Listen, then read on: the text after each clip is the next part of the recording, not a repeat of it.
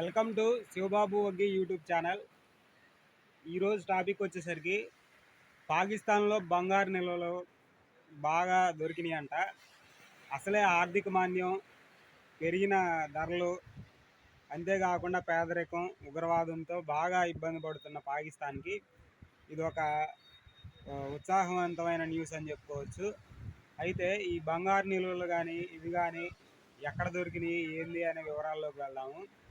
అయితే సింధు నది పరివాహక ప్రాంతంలో అటావా అనే ప్లేస్లో ఈ బంగారు నిల్వలు ఉన్నట్టు పాకిస్తాన్ జియోలాజికల్ సర్వే టీం ఉన్నది కదా, వాళ్ళు కనుక్కున్నారంట. అది 32 కిలోమీటర్ల మేర ఈ బంగారు నిల్వలు ఆ సింధు నది లోపల గుర్తించారంట.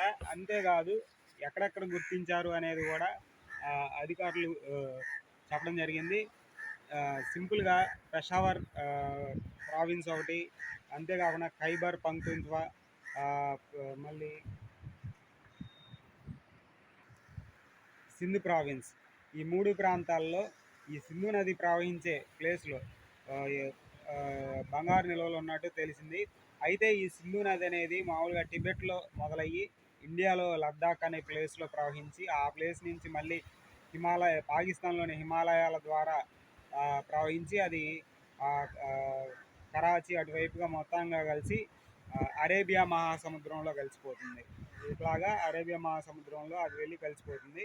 అయితే ఈ ప్రాంతంలో మొత్తంలో ఎక్కడ బంగారు నిల్వలు లేవు, కానీ ఈ హిమాలయాల్లో జరిగే టెక్టానిక్ ప్లేట్స్ కదలికల వలన అక్కడుండే నిల్వలన్నీ కూడా క్రమంగా హిమాలయాల్లోకి వెళ్ళి హిమాలయాల్లో నుంచి నదీ ప్రవాహంలోకి ఈ బంగారు నిల్వల్లోకి వచ్చి ఒక చోట బాగా ఎత్తుగా ఉండే ప్లేసుల్లోకి వెళ్ళి అదంతా కూడా నిల్వగా జరిగిందంట. మొత్తం 326 టన్నుల బంగారు నిల్వలు ఆ ప్లేస్లో, సింధు నది ఉన్నటువంటి ఆ ప్లేస్లో అటావా అనే జిల్లాలో నిల్వలు ఉన్నట్టు తెలిసింది.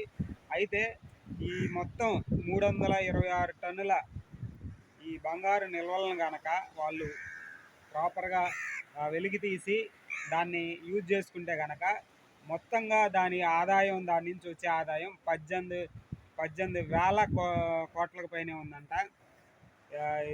పాకిస్తాన్ జాక్పాట్ కొట్టిందనే చెప్పుకోవచ్చు. ఎందుకంటే ఈ న్యూస్ ఇంటర్నేషనల్ వైడ్గా వైరల్ అయింది. అంతేకాకుండా ఇదే సమయంలో మన ఇండియాలో కూడా సింధు నదిలో బంగారం అక్కడక్కడ దొరుకుతుందని, ఎంతో కొద్ది మొత్తాల్లో దొరుకుతుందని అంతకుముందు న్యూస్ వచ్చింది. ఇదంతా కూడా నమ్మదగిరిందా కాదా అనేది ఆ రోజుల్లో 2-3 రోజుల్లో న్యూస్ వచ్చి కనుమరుగైపోయింది. కానీ ఎప్పుడైతే పాకిస్తాన్ సింధు నదిలో బంగారు నిల్వలు ఉన్నాయని తెలియజేయడంతో మన సింధు నదిలో కూడా బంగారం దొరికింది అనేది వాస్తవం అని తెలుస్తుంది. అంతేకాదు ఇండియాలో కూడా లద్దాఖ్ ఆ ప్లేసులో లిథియం నిల్వలు భారీ లెవెల్లో ఉన్నాయన్న న్యూస్ మనకి అంతకుముందు ధృవీకరించారు. ఈ లిథియం అనేది 3 ప్లేసుల్లో బాగా దొరికినట్టు న్యూస్ వచ్చింది. ఒకటి మన ఇండియాలోని లద్దాఖ్లో అయితే, రెండోది వచ్చేసరికి ఆఫ్ఘనిస్తాన్లోని హిమాలయ పర్వత రీజియన్లో వచ్చింది. అంతేకాదు తర్వాత మనకి ఇస్లామిక్ కంట్రీస్ ఉంటాయి కదా, ఆ కంట్రీస్లో కూడా ఆ ప్లేస్లో వచ్చేసరికి లిథియం దొరికింది.